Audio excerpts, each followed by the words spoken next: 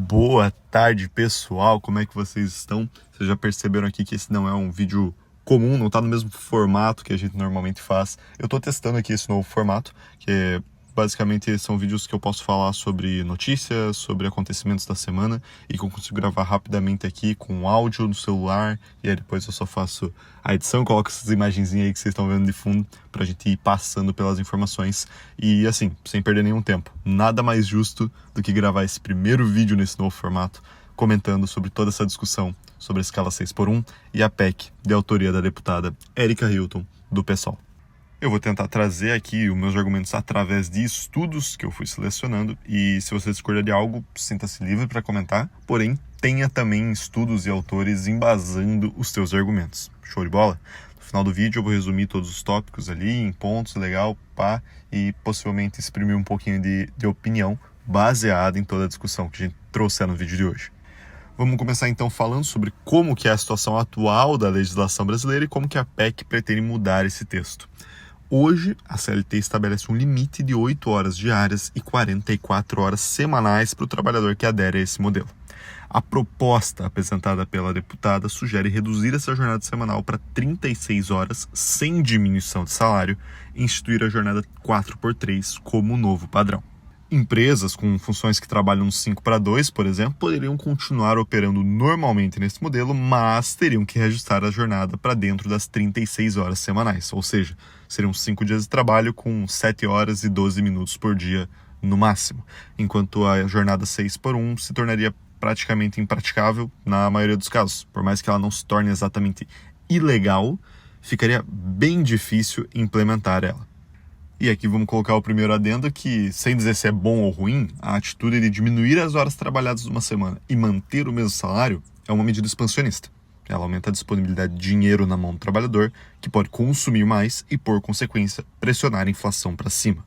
Caso esse movimento acontecesse dentro de uma bolha e não impactasse nenhuma outra variável na economia, ele teria o mesmo efeito que imprimir mais dinheiro. Mas como não vivemos nesse mundo onde tudo é constante, temos que adicionar uma palavrinha mágica que todo economista gosta de usar, que é depende. Ou seja, caso essa medida resultasse em um aumento de produtividade grande o suficiente, haveria geração de empregos, maior arrecadação de impostos, mais consumo e mais inflação.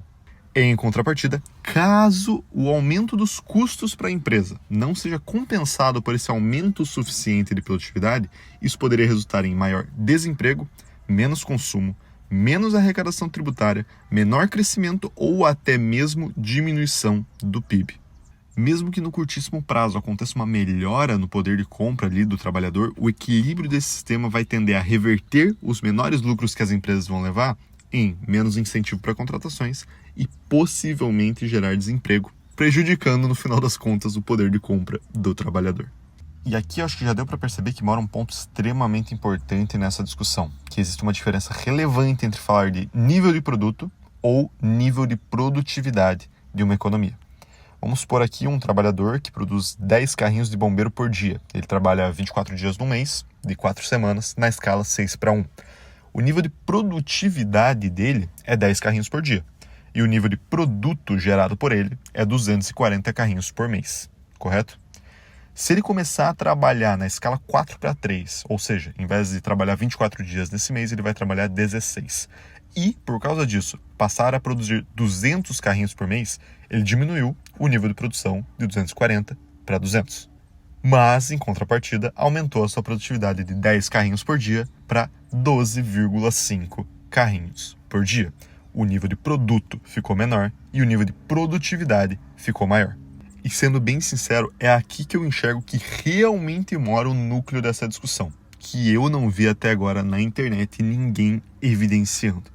O ponto principal da discussão, pelo menos no olhar econômico, deveria ser calcular se haveria um aumento de produtividade e se esse aumento de produtividade seria o suficiente para justificar a mudança no olhar da empresa. Vamos lá, pensa comigo. Você representa uma empresa, todas as suas decisões são completamente racionais e baseadas em dados. Você não usa emoção, motivação política, moral, ética, nada. É só matemática. E você toma a decisão de contratar um cara que produz 240 carrinhos por mês, trabalhando 24 dias, e você paga um salário de R$2.000 para ele. E aqui a gente vai ser realista e todo mundo sabe que a empresa gasta pelo menos R$ 3.000 por mês para pagar esses 2.000 de salário por causa dos diversos impostos e taxas que existem no nosso país. Aí, num belo dia, o governo decide que você vai ter que continuar pagando os mesmos R$ 3.000 ali de custo que você tem com esse funcionário, só que ele vai começar a trabalhar menos e produzir menos. Ele vai produzir 200 carrinhos por mês, ao invés dos 240 que você inicialmente contratou ele para produzir. Beleza, então significa que uma empresa que queria maximizar seus lucros pensando apenas na matemática nunca escolheria a opção de aceitar esse novo regime de trabalho, a não ser que eles consigam fazer de alguma forma com que esse funcionário produza mais ou custe menos. Vamos lá então, pegando o exemplo que a gente acabou de falar do cara lá dos 240 carrinhos por mês. Você pagava R$ 3.000 para ele, ele produzia 240 carrinhos por mês. Isto é basicamente dizer de uma maneira muito simplória, assim, desconsiderando o custo de equipamento, depreciação, custo de oportunidade da taxa livre de risco, o aluguel da fábrica, diversas coisas, desconsidera tudo, é basicamente dizer que cada carrinho produzido por esse funcionário custa R$ 12,50 para a empresa. Ou seja, a empresa teria que achar uma forma de continuar fazendo esse funcionário produzir 240 carrinhos por mês, mesmo trabalhando 2 dias a menos por semana, ou achar uma forma de fazer esse funcionário custar menos, o que já pelo texto padrão da PEC ele não seria exatamente fácil de fazer, já que a proposta prevê não diminuição salarial. Ou será que não existe outra alternativa também para diminuir esses custos? Tem um empresário que eu sigo nas redes sociais que ele sugeriu um negócio que eu achei muito inteligente, que ajudaria as empresas a aderir com maior facilidade a essa escala 4x3. Qual que é a ideia dele? Beleza então, governo, eu mantenho o salário do amigão em R$ 2.000 por mês, mas que tal vocês me ajudarem com aqueles R$ 1.000 de imposto que eu estou pagando por ter esse funcionário na minha folha salarial? Bom, usando o exemplo ali de cima, caso o governo abra mão de 50% dos impostos cobrados sobre a folha, a empresa já estaria numa situação financeira igual àquela que ela tinha quando empregava no 6x1. Então ela já sai no 0x0. Isso praticamente resolve metade do problema, né? Já que nesse modelo a gente finalmente alcançou a igualdade perante o preço médio de produção, tanto na 6x1 quanto na 4x3, correto? Infelizmente, errado. Lembra que a gente estava desconsiderando todo o custo do aluguel, do maquinário, depreciação, custo de oportunidade? Pois é, se a gente somar esses custos fixos e diluir sobre o novo nível de produção, a gente continuaria com um custo mais elevado para a empresa e, portanto, piora na eficiência, nos lucros, na capacidade de contratação, na expansão no mercado. A gente cai naquele mesmo problema de ainda ser muito caro para a empresa. E aí a gente chega na segunda parte da discussão, que seria justamente, tá, beleza, então talvez não seja mais interessante a gente encontrar formas, ou inclusive direcionar esses estudos aí sobre menos dias de trabalho, em formas de aumentar a produtividade de trabalho no Brasil? Com certeza isso daqui vai virar tópico, inclusive, para um outro vídeo, mas por enquanto vamos nos contentar em analisar alguns estudos sobre o que a redução da jornada de trabalho tem a ver com a produtividade. Porque, sendo bem sincero, a gente pode ficar aqui despejando opiniões sobre o que eu acho que vai acontecer. Pô, mas existem países que já tentaram, já conduziram diversos experimentos e empresas que trabalham dessa maneira no mundo inteiro. Então, vale a pena a gente dar uma olhadinha lá pela janela e ver o que aconteceu lá, quais foram realmente os resultados dessa implementação, para dizer se teria alguma chance de dar certo isso aqui no Brasil. Vamos lá então. A imensa maioria dos estudos que falam sobre redução de jornada de trabalho vão fazer esses experimentos com empresas de tecnologia, finanças, advocacia. São setores que, querendo ou não, possuem uma facilidade muito grande em aumentar a produtividade, resolver ali em 4 dias as demandas que são de uma semana inteira de trabalho. Então eu tomei a liberdade de ler alguns desses artigos sobre o assunto e vou tentar abordar agora o outro lado da equação, que talvez seja um pouco mais abstrato, um pouco mais humano e talvez até difícil de quantificar. Eu vou começar sendo 100% transparente aqui com vocês, dizendo que eu não li nenhum estudo que tenha conseguido provar um aumento significante, estatisticamente significante, de produtividade na indústria e no setor de serviços com baixo valor agregado. O que eu quero dizer com isso é que quase todas as melhoras percebidas nesses dois grupos durante os estudos que eu li foram relacionadas com a percepção de bem-estar. E aqui um detalhe importante. Todos esses estudos consideram a diferença entre uma escala de 5:2 com a escala de 4:3. Nenhuma delas fazem a comparação vindo da 6:1. Isso daí é exclusividade brasileira. Beleza, então, Rafael, você está me dizendo que existe uma mudança aí na percepção de bem-estar do trabalhador, mas isso não se transmite, não se traduz diretamente para um aumento de produtividade relevante. É isso que você está me dizendo? Sim, exatamente. Mas tem um estudo que eu li, que é basicamente talvez o melhor que eu encontrei, inclusive, dentro desse tópico, que foi publicado em 2023, compilando os últimos 50 anos de estudos sobre redução de jornada de trabalho e elencando cronologicamente e colocando alguns dos argumentos e, realmente compilando ali, condensando todas essas informações. E ele conseguiu me fazer pensar num ponto que eu não tinha levado em consideração até então. Vamos pegar então um exemplo ali do trabalhador do setor de serviços com baixo valor agregado que eu falei anteriormente, um atendente de lanchonete, por exemplo. Lembrando aqui que estamos considerando um profissional que sai da escala de 5 dias por semana e vai para a escala de 4 dias por semana. Então, ele já trabalhava a 5. Ele já tinha recebido esse bônus inicial de não precisar descansar apenas um dia na semana. Mas beleza, vamos prosseguir. De acordo com a imensa maioria dos estudos, por mais que a produtividade desse trabalhador não aumente tão significativamente, o bem-estar dele aumenta bastante. Beleza, Rafael, e como que isso vai impactar positivamente a minha empresa? Custos de contratação, principalmente para pequenos negócios. Na teoria, um funcionário satisfeito tem muito menos chance de sair da empresa ali no curto prazo, e tem que lembrar que o custo de substituir um funcionário é absurdamente caro. Primeiro por causa dos custos da própria demissão, né?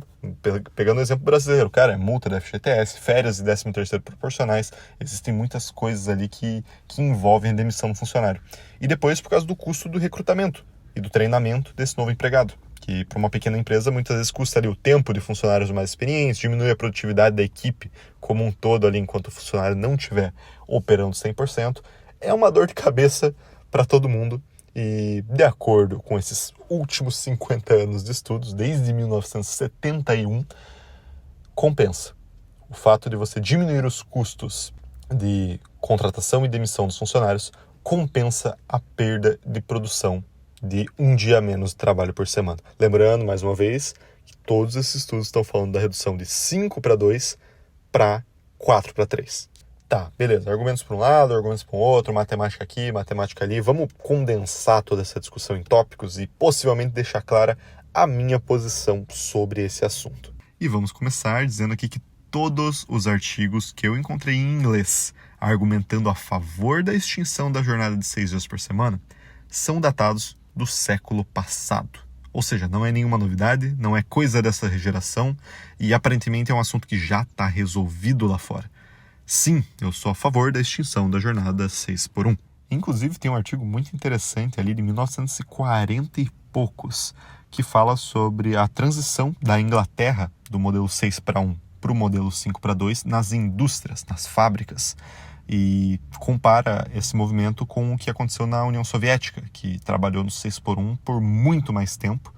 E o artigo basicamente faz a comparação entre a produtividade das indústrias inglesas com as indústrias soviéticas e mostra um boom absurdo de produtividade, de qualidade das indústrias inglesas nesse período que eles começaram a adotar 2 dias de descanso por semana. Em compensação também, todos esses países que escreveram a favor do fim da jornada de 6x1 também flexibilizaram os salários. Ou seja, vamos dizer, se as empresas diminuíram a carga horária de 6 dias para 5 dias, 16% a menos de dias trabalhados por semana, eles diminuíram o salário em 10%, por exemplo. Então, não é uma diminuição exatamente proporcional de 1 para 1, mas houve uma flexibilização e talvez fizesse sentido que o Brasil discutisse isso também. Depois, então, de resolver esse problema da jornada de 6 dias por semana, os gringos começaram a pesquisar sobre a semana de 4 dias. E as conclusões foram interessantes, para se dizer o mínimo. De 6 para 5 dias de trabalho por semana, o aumento de produtividade físico e mental é absurdo. Não existe como negar. Simplesmente a pessoa sair de 1 dia de descanso por semana para 2 dias de descanso por semana, tanto o corpo quanto a mente deles estão 100% melhores e a produtividade tende a aumentar absurdamente. Agora, de 2 dias de descanso por semana para 3 dias de descanso por semana, aí já é um outro... A gente tá num outro jogo. Nesse nível, o que os gringos descobriram? que apenas algumas atividades, alguns setores em específicos são aqueles que realmente conseguiriam se beneficiar de uma jornada de 4/3 ao invés de uma jornada de 5/2, por exemplo.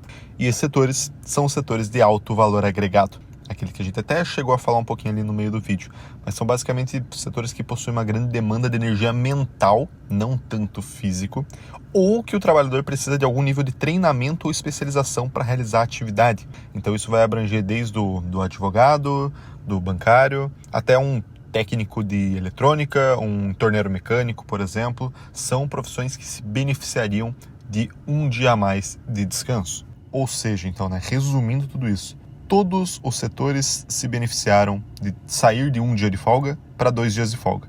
Porém, nem todos se beneficiaram de sair de 2 dias para 3 dias de folga.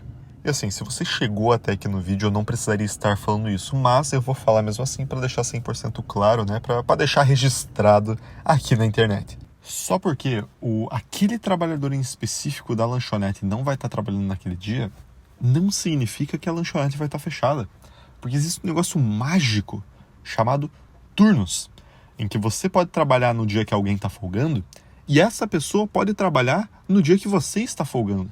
E por mais que o trabalhador, vamos dizer que saindo do 6/1 indo para o 5/2, ele vai folgar sexta e sábado, vai ter outro trabalhador que vai folgar domingo e segunda e eles estão se complementando. Não se preocupe, as coisas não vão parar de funcionar por causa disso, tá bom? Dito isso, vamos finalizar a discussão aqui.